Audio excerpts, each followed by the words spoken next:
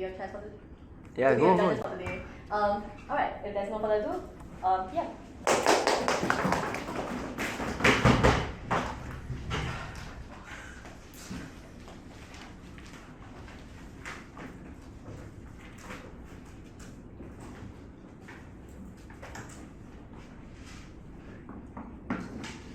I cannot think of any greater dream for an author in today's world than for the art to transcend it. For you and your readers to become voyagers in worlds hitherto undreamt of. To know that even after you are gone, or even if the reviewers don't like you, there are people out there who care, who are dedicated, and who will keep their artistic vision alive. That's why we think it's in the interest of authors to engage and indeed promote all sorts of fan fiction. What do we mean by that? We mean, first of all, sign up, get memberships on all of these fan sites. You know, all of these ship sites, go up. What does it mean? It means you also engage them. If you encounter a piece of fan fiction, you think it's great, tell the person that. Promote something on your Twitter feed if you think it really engages with work in a way you like. Steal ideas for your own book so that your fans get to say, as indeed happened in the case of J.K. Rowling and some of the later books, right? Don't think all that's good, but whatever. Say that, you know, I got some of my ideas from some of my most dedicated and loyal fans. And we think we should do this at all levels, whether or not you're a starting author or someone who's actually fairly well established. 2 points. First, practical benefits, and secondly, artistic integrity. First, on practical benefits, I want to first talk about why this is so important in this debate. The vast majority of authors in the world are completely unknown.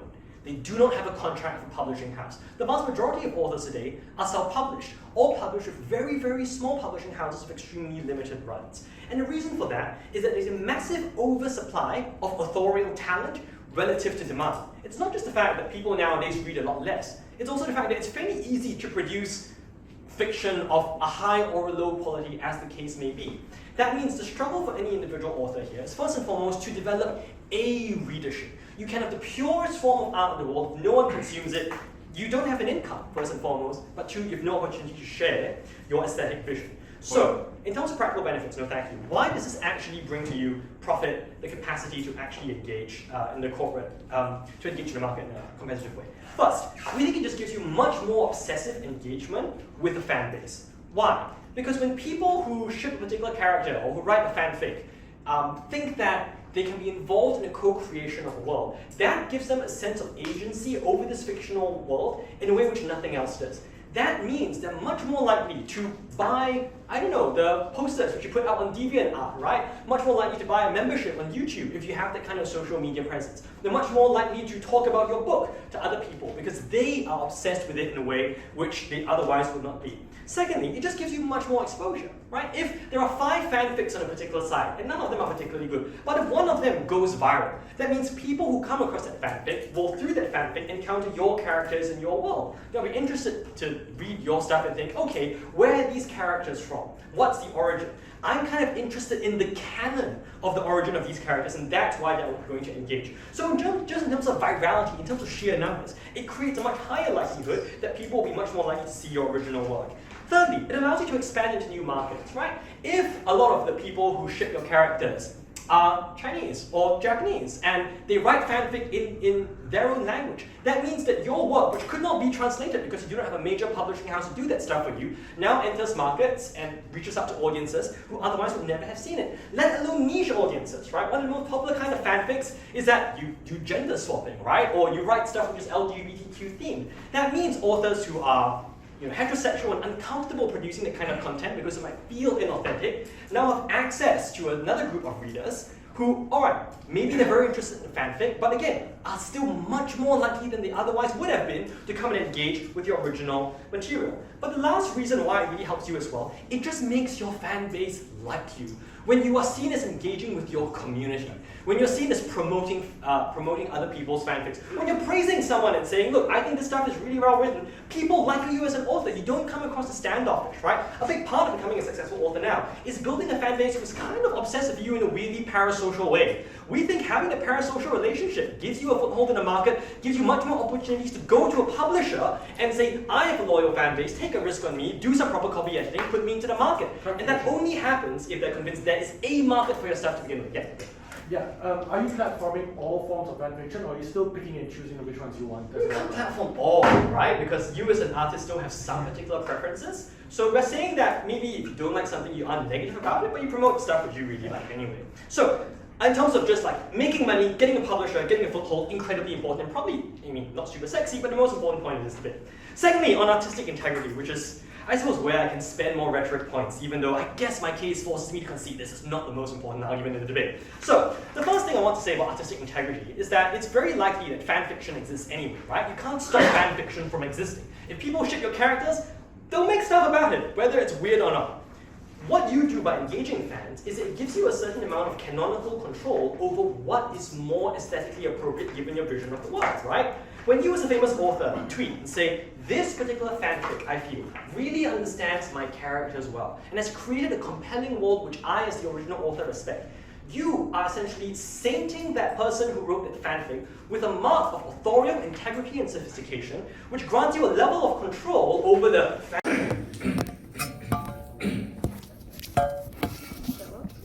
Yeah.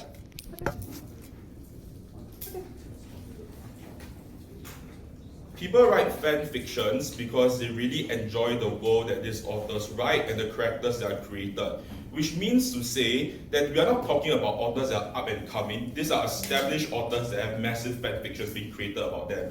Because when it comes to the up and coming authors who have just written like stories, who haven't gotten any traction, they are unlikely to gather the fan base required to even start fan fictions in the first place because of the fact that the world hasn't been established well enough or the characters haven't been developed enough. That's to say that most of the argumentation about how you are then able to get more support and get more editors and then get like more fans to buy your books doesn't materialize in the opening government side of the world because the framing is completely wrong. Secondly, they say that this will help you make more money as an author, presumably because you get more popular and they'll buy your books more. The first thing I want to note is that at the point, we're going to explain this later, but at the point in which you support fan fictions and you legitimize them, the problem is that you lose creative freedom, you lose your creative license over the characters and the world that you create, which means that people who engage in fan fiction have the legal right to monetize these kinds of material and make money from it, which means to say that as an author, you are going to compete against your own fans for the products that they are putting out, which lowers your ability to make money in the first place. Their final claim then is that, well, this is good because like you are able to create a world beyond yourself, that people are then able to like engage in your world afterwards, after you created these stories. The first thing I want to note is that insofar as we prove that your creative freedom is something that's taken away, we would suggest that even if your world were to extend beyond what you think of, like that just doesn't benefit you insofar as this isn't the main vision of you as an author and you lose the creative ability to put your stamp onto the world that you create. I want to note that it takes a very long time in order to create an established series or established story and established characters. Things like Tolkien, for instance, created things like an entire language in order to give his world more life in it. But even when we're talking about non-fantasy stories, like, I don't know, detective stories or whatnot, the fact is that many authors spend a lot of time trying to flesh out these characters, giving them comprehensive backstories, and oftentimes they derive these characters from their own personal experiences and input it on these characters. That is to say that what they feel these characters ought to be is something that they fleshed out within their stories. We would say that at the point when authors choose to actively support fan fictions, they create legitimization for their fans to create offshoot stories and claim creative licenses over these characters, which we think hurts their creative freedom, but also hurts their ability, their ego in the long run, which we think is quintessential to you as an author. Before I continue, I think there are two pieces of interest for an author, especially when it comes to authors of fan fictions. These are established authors already. The first thing I want to know is that many of these authors want to have creative freedom because they want to tell specific stories that they want to do. You know, like this is their creative playground, they own it and therefore they want to tell this story. That's important to them. But the second thing to note is also that they want to take credit for these stories because it's like their own creative freedom. And that's to say that things like taking concepts from other fan fiction stories, something that's unappealing to them, insofar as it isn't something that you come up with and it's a form of creative plagiarism in of itself. The question now is, why is it the case that you're going to lose your creative freedom at the point where you choose to support things like fan fiction? The first thing I want to note is that when fans write fan fiction, they often create like stories and alternative tellings of these kinds of characters, which is something that appeals to the populist masses, but not necessarily what these authors want. This is problematic because it means, because this means that at the point where they get very popular, people often demand you to write characters in a specific and a certain way that conforms to what the population wants. Noticeably, it is the most popular elements, most popular fan fictions, and most popular like characterization of these characters from fan fictions that are the ones that get pushed forward the most. This causes your editors to force you as an author to write these characters in a specific way, because if you do not write the characters in this way, you are going to receive massive backlash and boycotts from fans. No thank you. Which results in you being forced to give up your creative freedom and write the characters in what these fanfictions necessarily want. The second thing to note is that characters change in stories. Jaime Lannister was, in Game of Thrones, was supposed to be the major villain in the story, but changed as the series went on to become like a pseudo, anti-hero as time went on. My point is that when authors set out with these characters, they don't inherently have a set plan for these characters, and this creative vision changes as they write the story. The problem is that when you allow fans to take more and more control over your story and your characters, and when editors are demanding you to write your characters in a certain way, that forces you to abandon all ability to adapt your story and to allow the story to adapt the characters in of itself, which again defeats your creative freedom. Sure. So isn't this great? It's basically free market testing, because you have 10 people writing 10 visions of your story. And you can pick the most popular one and voila, now you're successful. No, because number one, I already explained why you have to compete against your own fans to sell your books. But number two is the fact that you can't take credit for it, because people are going to accuse you of copying ideas that are not necessarily good for you. Okay? The next thing I want to note is that the last reason why it's a case that you lose your creative freedom when you give up fanfiction is because of the fact that you get your credit stolen, which means you want to avoid your credit being you want to avoid taking credit for other people's work. Because notice that your being creative is something that is personal to you, and therefore something that is important to you. Which means to say that when a fan writes a story in a particular way, you then have to second guess yourself about whether or not you want to adapt the things that they have written in fan fiction about the character. Because you are afraid that if you choose to take what they are writing, it's going to be, or you choose to choose this particular plot point, it's going to be seen as you plagiarizing your own fans, which in and of itself makes you have to share credit with them and loses your own personal touch. So maybe you really thought okay, this character is going to go in this direction, but the fact that somebody wrote it before you about your own character means that you then second guess yourself, and when the editors force you to have to implement it, you then end up having to share credit with this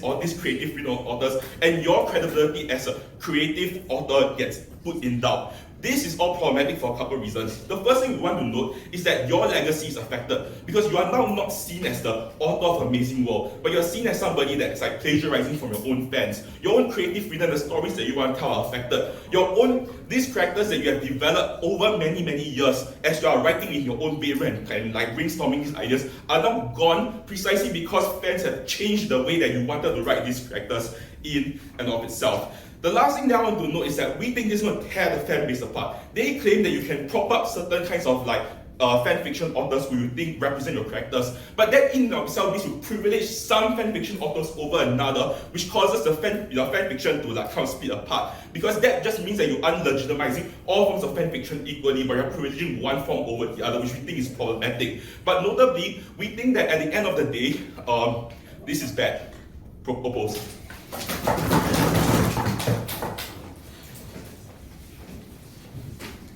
Thank you. Next.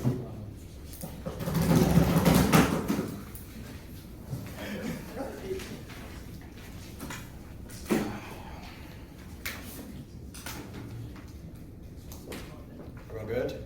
All right. Madam Chair, why do we as human beings tell stories? I think it's a tale as old as time. It's about the creation of worlds and communities that live and thrive even long after you're gone. It's why early Babylonians gathered around flickering torches to share stories about the Epic of Gilgamesh. It's why Homer's Odyssey went on to inspire grand narratives of heroism and sacrifice in civilizations as far as Persia. And it's why to this day, young boys and girls imagine themselves at the Battle of Helm's Deep, or dream about being visited by a magical owl. Our case is that storytelling is fundamentally an act of co-creation shared between authors and their audience. I will talk to you about three things. One, I will clarify who we are talking about. Second, I'll take down this idea that fanfiction will outcompete the author as if there is a fixed pool of people who are interested in boy in round glasses and scar content. And third, I'll talk about opening opportunities characterization, about how authors are forced to sacrifice their integrity to write characters based on what fans want. So first, who are we really talking about? I think there's a spectrum here, right? There are some really popular authors, there are authors who are up and coming, and authors who are relatively unknown. I think we're talking about all of them because the impacts scale appropriately. If you're an author who's relatively unknown and you've only got 10 or 20 people really writing fanfic about you, that's still really important for your struggling piece because you might be working a day job as a barista. 1 or 2 people write fanfic that really pops off on Reddit, and all of a sudden you are getting the initial boost and visibility that you can then leverage to sell your first manuscript to an imprint for maybe about $2,000 or $3,000. But that's really cool, and it gives you an incentive to really start working a bit harder and start being inspired to write something longer. Now, if you're an up-and-coming author, like if you have 10,000 readers or a single, best-selling book that never became a series for whatever reason, you're still struggling, right? Because how much is an imprint going to pay you? It's really going to pay you about 40 to 50 grand at most for a manuscript. That takes about 2 to 3 years of work. That's not even enough to pay your rent in some parts of New York. And a lot of folks are like this, where encouraging fans to actively engage in their world can help take that visibility to a critical level such that they can then leverage that exposure to do things like sponsorships, do things like selling different manuscripts to different imprints to give them more money to be able to focus on their art full time. And of course, if you're really popular, then I think, honestly, my view is that it's pretty marginal, but I'll deal with that a bit later in this debate. Now, the rebuttal we heard coming from opening opposition is that maybe fan fiction outcompetes you. Okay, the problem is this zero-sum mentality, right? As if there are only a fixed number of people out there in the world who are interested in magic. And if someone who writes about the magic that you are writing about suddenly becomes more popular, your fan base doesn't grow and is cannibalized by the very close relative of that magic. What I argue is that, first of all, consumption tends to be non-exclusive. I can buy both pieces of art, but more importantly, through word of mouth, you are introducing more people out there in the world to this community who they can then choose also to either consume the Magic A series or the Magic B series. It's not as if you are cannibalizing the initial audience through the process of new fanfiction becoming more popular. In fact, think about opening opposition's characterization. Because their first speaker comes up to say, actually, Chin, this debate is about the really popular artists. But then between minutes 2.5 to about minute 4, spends all their time talking about how authors are forced to write characters based on what their fans want. If you are an author that is forced to write what your fans want, you probably don't have that degree of popularity and leverage over the popular media to be able to retain the artistic integrity. Implicitly, your case actually proves our characterization. In fact, I will put to you, Madam Chair, that up-and-coming authors will have to adjust anyway due to editorial control. Because out there in the free market, it's your editor who's going to come back to you being like, hey, I just think your main character is not that relatable. Maybe you shouldn't write a self-insert. Hey, maybe you should consider adding this one other plot line that's becoming really popular. But you know what's worse? What's worse is the comparative between a world where an author engages constructively with their audience versus a world where the author is not. Why is that important? Because when are you likely to be seen as plagiarizing your fans?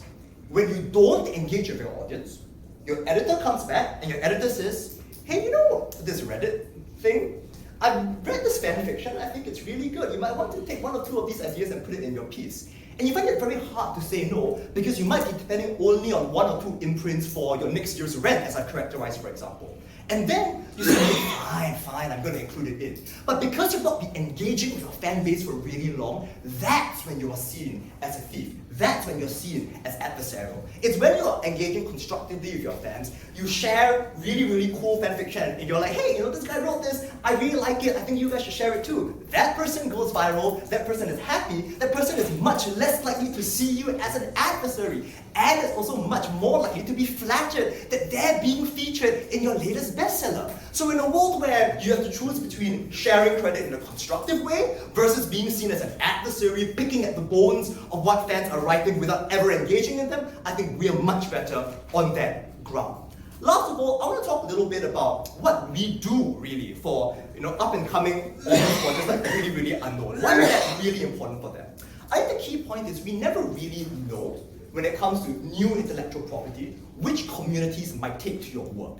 That is to say, as authors, you're often bound by the circumstances of your birth, the lottery of your genetics. It might be that your content is not particularly appealing because you just happen to be born in rural America and people in rural America don't really want to read about your life experiences and the story that you have written. But maybe you are lucky enough, especially in the world of the internet, where somebody in Japan, someone in Okinawa takes your material and that really resonates with the Japanese for whatever reason, right? They really identify with the family dynamics that you've written about. They really identify with that, coming of age struggle because, I don't know, culturally they might be relatively more repressed than yours. It gives you more bullets in your gun. It gives you more optionality, so to speak, because it might be translated into a different cultural context or a different linguistic context that could gain popularity in a different market. A good example, not so much authors, actually more of a singer, really problematic fella actually. This guy Drake Bell, he starred in Drake and Josh. Actually, Drake Bell has become super famous in Latin America because lots of Latin American folks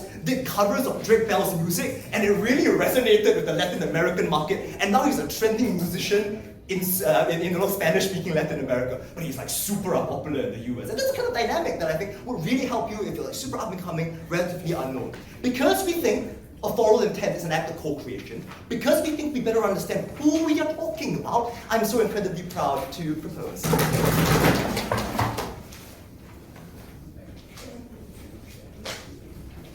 Alright, thank you. Next.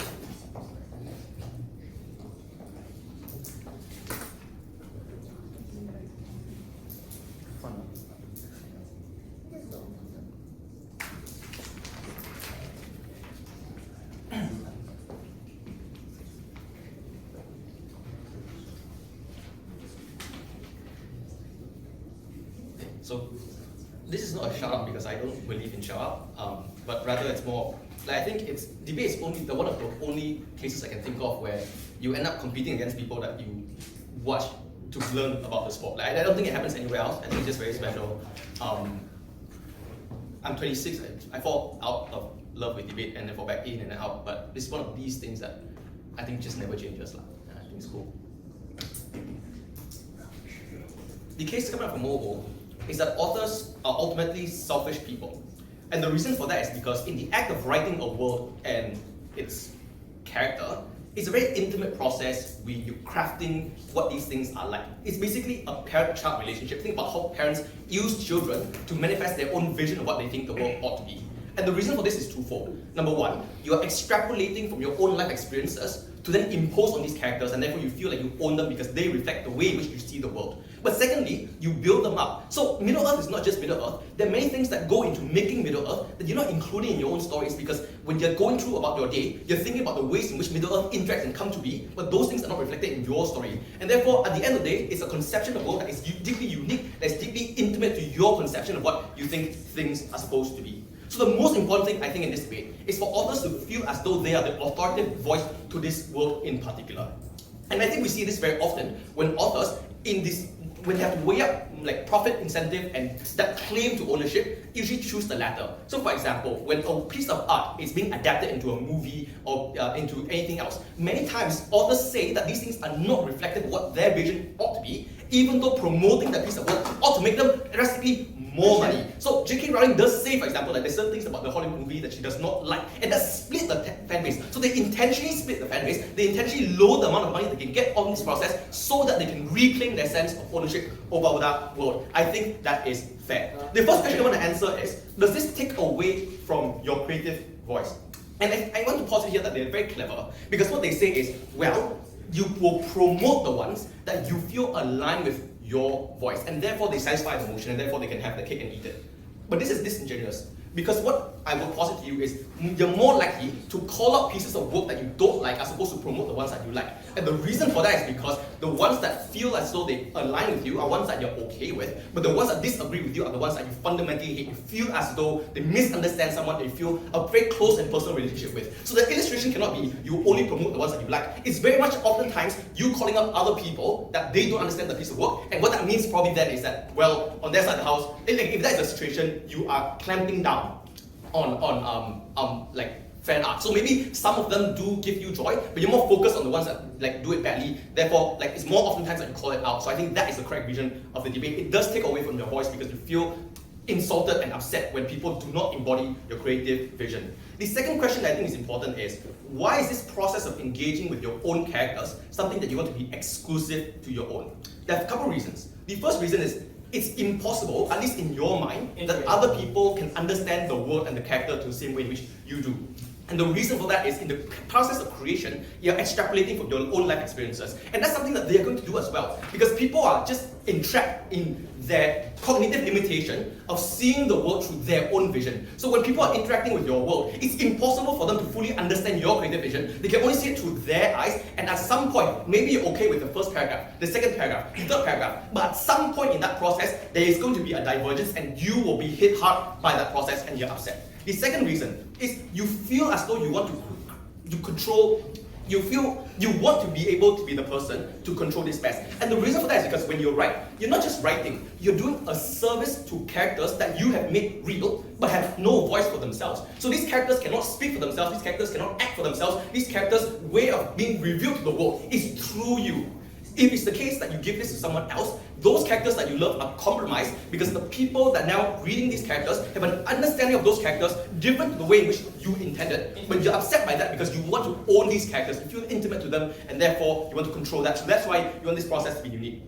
Here's another idea. So they want to talk about how you want to borrow ideas from fans. I want to point out that it's not automatically the case that this is a benefit. It's also about where you get the idea from. Because most authors are not going around asking people what would this character do. Oftentimes they embroil themselves in a very toxic process of like just trying to overcome their writer's block. And they would rather that process over asking someone else about it. At least I think the authors that in the description, the way in which you create that work, so that's what happens. Like it doesn't, like I don't think having another idea is automatically a benefit. I think the way in which you get to the idea is also important. I think most authors would much rather try to eventually walk forward and get on an objective metric, a subpar idea, as opposed to ask another person for that idea. Before I go on, take closing. So you yourself mentioned the idea of writer's block. Like, how sure are you that every single writer knows exactly how he wants the story to develop, and sometimes don't suffer from the writing?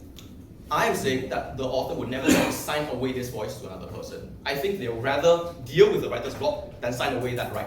I think an author would much more likely be comfortable with asking ChatGPT for an idea as opposed to another person. And the reason for that is because ChatGPT does not sound sapient, so it feels as though they're still in control. Let's talk about legacy, because I think they misconstrue what this potentially means. They assert, actually, that your legacy lies with the world in which you create. I don't think so. I think the world, like the legacy, lies with the vision of the world in which you create.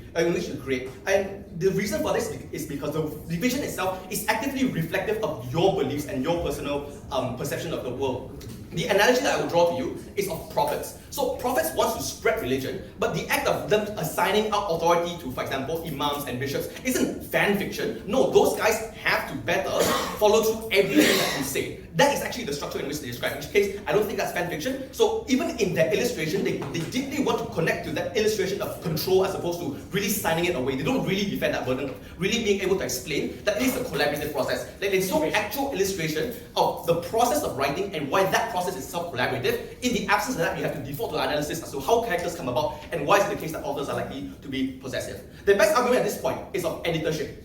So, if it's the case that you gain a more powerful follower base, you can fight against the editor, and that allows you to maintain creative vision. This is not true. And the reason for that is because even when you compromise on what you write, you still retain that sense of ownership. It's not the same way in which you have written if there was no editor, but you are still the authoritative voice. Which is why, for example, directors, for example, have like a director's cut that's separate from the ones that the studio forced them to have, because they still value that control. But that's the difference from signing it away to like a big group of people that eventually can do whatever they want with it. So I think even in those illustrations, you still maintain control. That's something that's important. The last thing that we arrive at now is just the benefit to the author. I would agree with that frame. I think most authors are unknown, but also most authors are just people who write. These people never started writing for the purpose of making money. That's just each and every one of us, all of us here. I think all of us start out writing for the purpose of owning that world, because some of us just don't have anything else. If that's true, then emotion have to fall.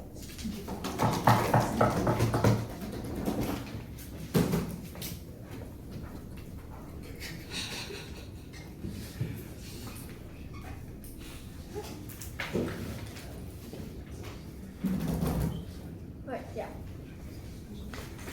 Remember,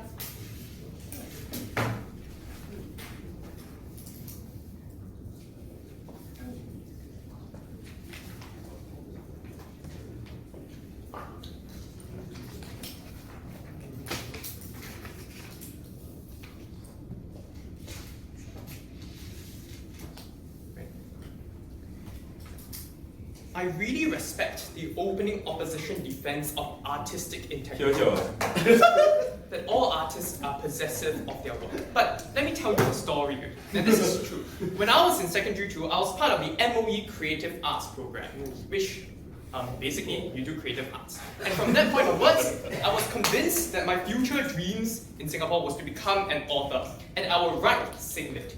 You know what robbed me away from my dreams? It's not the fact that there is this populist idea that people would like my characters. It's the fact that my parents told me you wouldn't make any money as an author. They say that this concept robs artists away of their autonomy. We say it robs artists and people writing works away of their dreams to begin with. Because if you do believe that the idea of earning money necessarily comes as a prerequisite for you to access all of the benefits on the other side, you would go for CG. We are going to prove a very simple claim towards you. This gives you better ideas and better ability to continue existing works as a tester because you get access to a variety of information. Now, let me first deal with the frame coming out of opening opposition.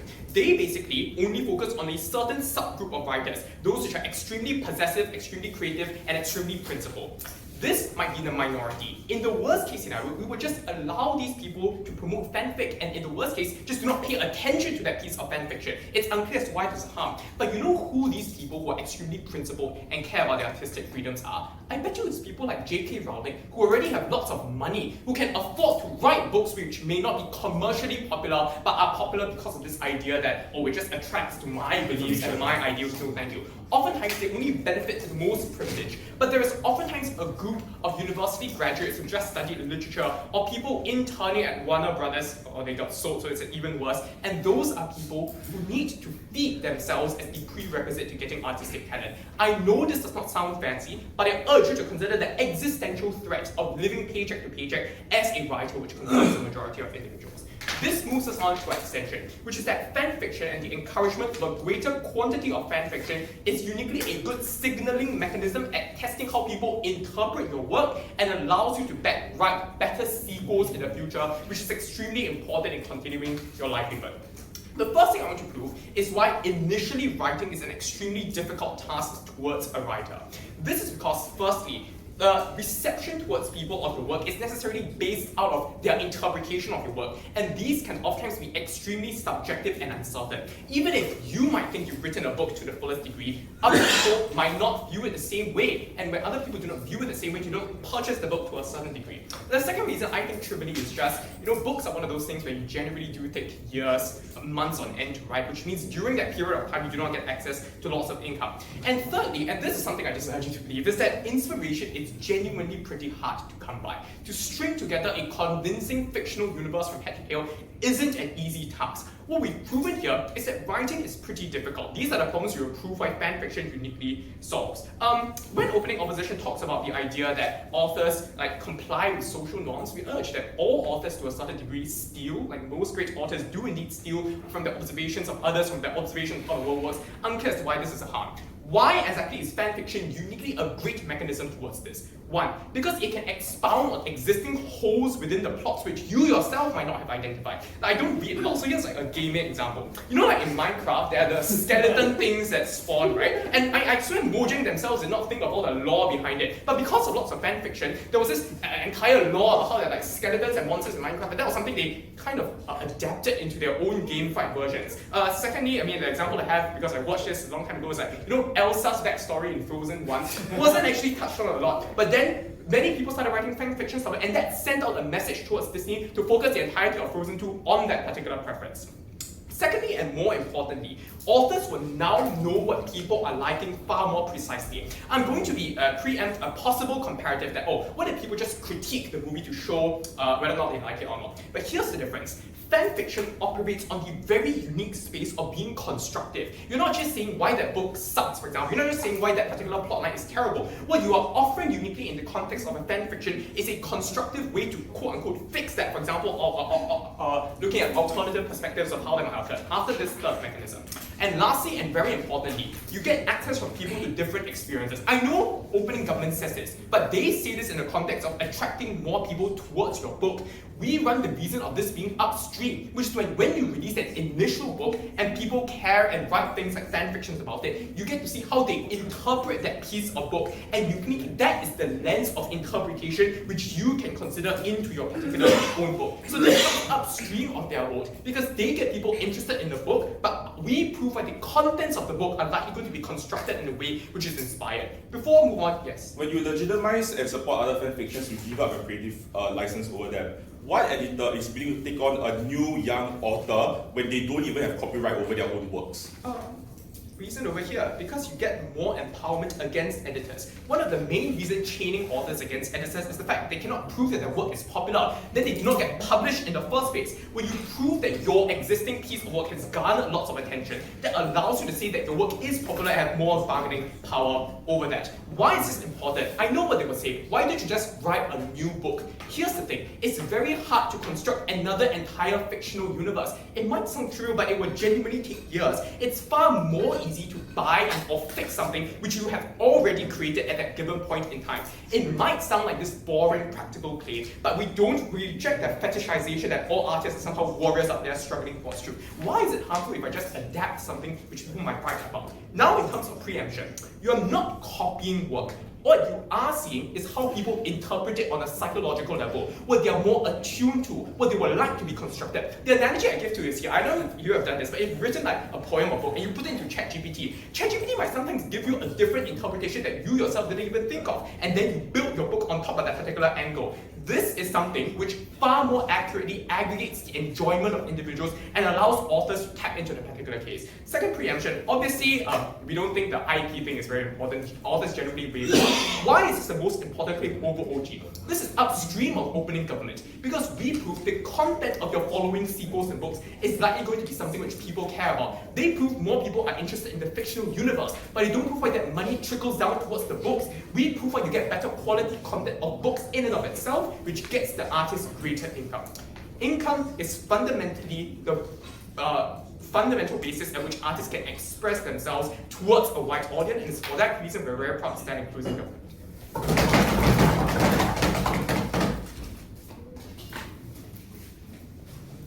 Alright, thank you. Next, Camel.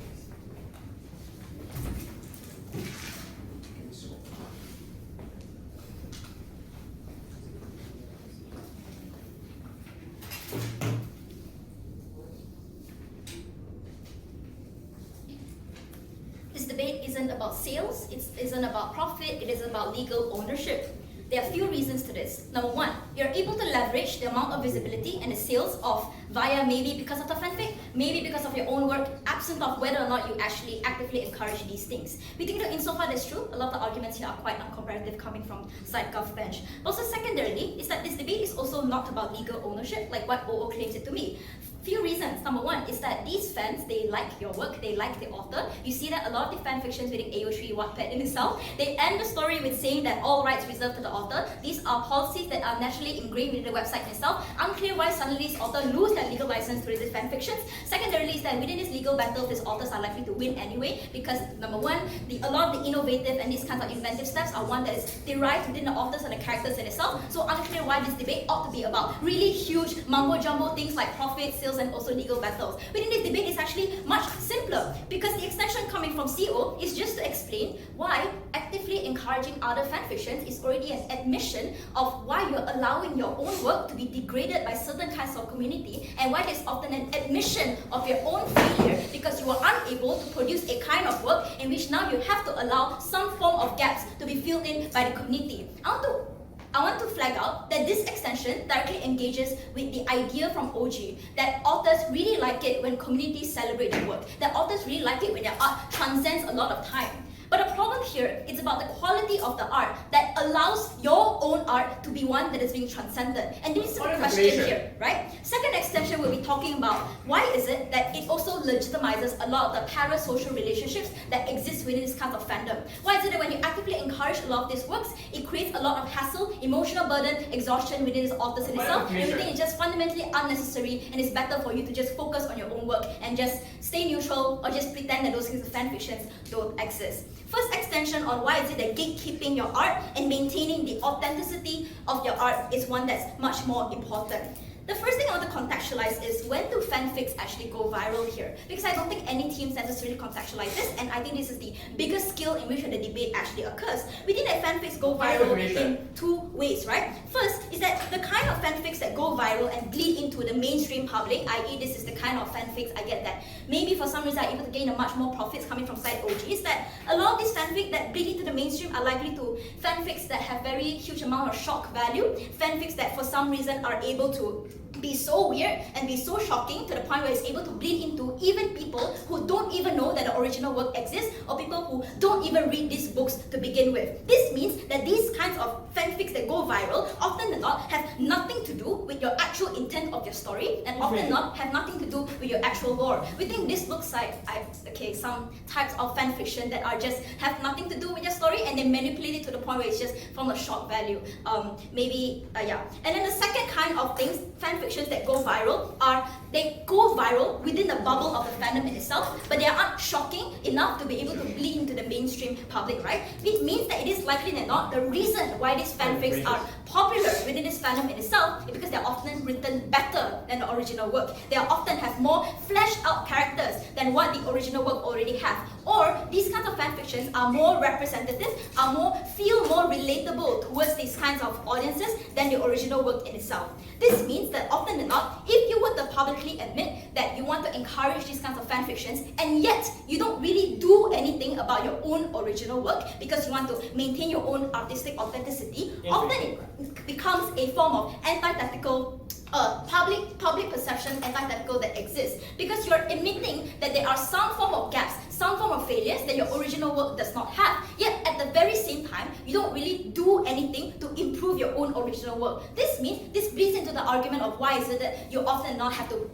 succumb towards these norms and expectations as to what these fanfictions has already set up to be, which then limits a lot of your agency, limits a lot of your personal liberty as to how is it that you're able to do so. So even if your work is able to transcend beyond your own original work, it's via the manipulation of the work that comes at the expense of your original intent of your work, and the kind of things that makes it seem as though that your own work is something that isn't that good. The second thing that I want to talk about is on why this becomes the tipping point to a lot of parasocial relationships within this fandom. Before that, I'll show.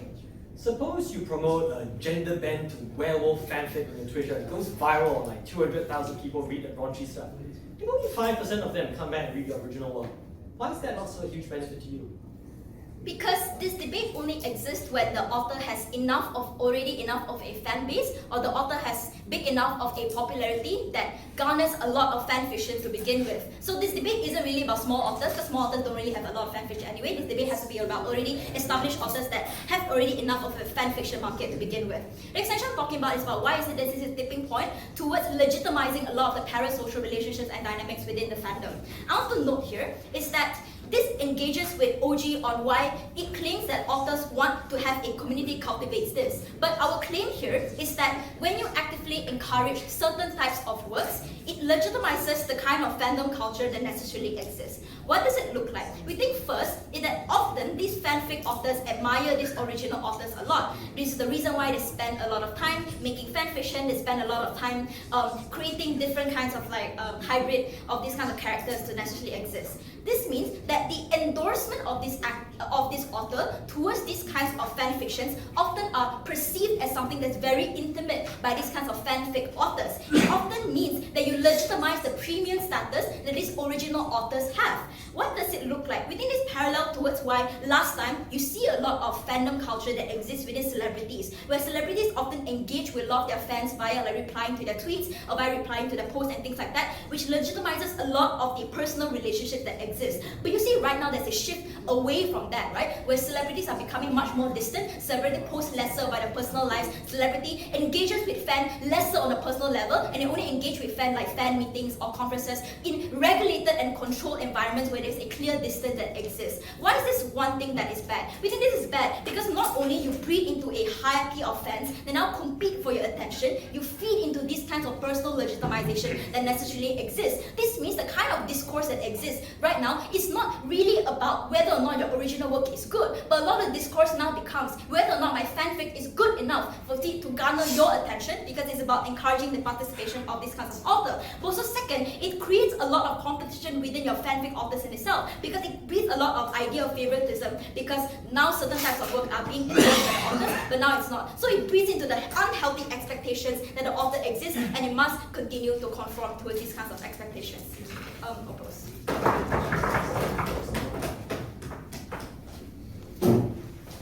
Alright, thank you. Governor?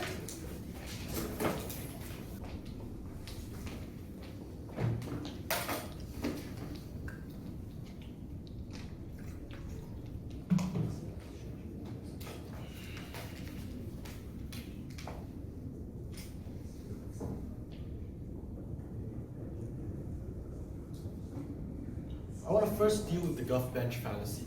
None of the argumentations that come up from OG or CG are predicated surrounding profit or visibility is predicated on authors necessarily platforming these fanfics, because they don't explain what the acknowledgement of these fanfics or the sharing of these on Twitter significantly does to the fan community or the ability for fanfics to progress. Their biggest claim is that fanfictions are viral, and that authors hop on viral trends and are able to grow their own bases using and weaponizing this nature of virality. The problem is, the virality already existed irrespective of the author's actions. Neither OG or CG explain that the author's engagement on this will improve virality significantly or lead to better engagements from these fan bases. If this is true, then the very premise that the things are viral or that certain fanfictions are viral means that authors are able to weaponize and leverage this anyways without ever engaging publicly with these things. So a lot of their argumentation about taking new ideas or engaging with editors all can be done just by virtue of pointing to the virality of your work without ever having to mention it on Twitter. Which means that the kinds of behavior that Ern See then talks to you about like parasocial realities as to where individuals then engage with their fans actually only manifest on the gov side of the house. While a lot of the benefits can likely be co-opted in the ability for you to become a better author or write more books or have better editorial deals because you have a fanfic of your work that is simply viral. There is a lack of explanation as to what engagement does for this virality, and therefore I don't think the core premise of both gov cases actually manifest. No. Next, let's talk about the significance of the characterization of the significance of the fanfic and why necessarily, even if it's true that author engagement somehow increases virality exponentially, this does not translate to profits. I think this is very, this comes downstream of what Ern See already claims to you is how fanfics go viral in two ways. First, fanfics can oftentimes go viral by virtue of them having incredible shock factors of changing the way fundamentally that the author envisions something. Like Zootopia pro-abortion fanfictions are very viral, but they have nothing to do with the core premise of animals inclusivity. But those are instances in which necessarily go incredibly viral and have vast amounts of interaction. Why is this problematic? Because if this is true and this is the way that things go viral, then CG gets none of their benefits. Because I don't think the original creator had that vision and is able to steal that vision in order for the sequel to be about Judy Hopps aborting her child. Like, if that is not the case, then I don't think that they're able to get the kinds of spillover effects of individuals getting more creativity or being able to develop sequels a lot better, because I doubt that this is in line with what the author legitimately wants. No. But secondly, the popularity of something does not guarantee individuals read their OC. So maybe Ashish is right, like maybe 5% of the 40 million people, 4 million people who read the thing, go back and read your book. But that's such a marginal scale of increase that they don't explicitly tell me why necessarily that's beneficial. Maybe if you're a small author, sure, but in order for those benefits to happen, a couple of things need to happen first. Your small author needs to publish a book. that like 10 people read, and then one of those 10 people writes a fan fiction, and that fan fiction garners 4 million views more than the original work, and then 5% of that 4 million then reads the book. Like that is such an unlikely sequence of events that does not happen to a vast majority of authors. So it's unclear as to why necessarily the original books get as much airtime as they claim. The problem here is that the capitalization of virality needs to happen. So they claim on both OG and CG they're able to pick and choose what kinds of works that they want. The problem is if their works is the first kind of virality, then they can't delegitimize Judy Hopps' abortion because that's not what they want. Like they have to capitalize on the virality, otherwise according to that case, the virality just doesn't function. So the problem with capitalizing on that or like platform is that you legitimize something that's very clearly not in your view for a speculative potential that you might capitalize on in the future. So at this point, both the argumentations on like the ability to gather further ideas or ability to profit off things by editors is dead if this is that form of virality. But let's engage with the second form of virality. What if this is viral only within your social circles and only within your specific reader bubble? I'll take opening first. Yeah, do people who write fan fiction care about the original work and care about what the author thinks?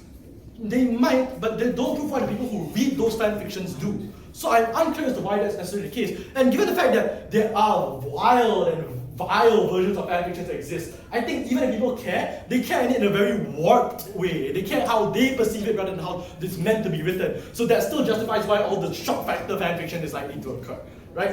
What about virality among small authors? So what if your virality is only localized towards the bubble of your readership? If this is true, there are two knock-on effects. Number one, small authors do not get significant growth because it's not a scale the Gov wants. So if this is viral only within your 10 individuals who already read your OC book, that doesn't increase your ability for more people to read your book as a whole because the kinds of conversations are incredibly limited. But secondly, if this is a big author, then the kinds of fanfic that goes viral within your Harry Potter verse needs to be significantly bigger than like your original book in order for others to get knock-on effects. Otherwise, it just goes within the commercial circles of individuals who have already read your books. So I'm unclear why this significantly increases the margin of profit.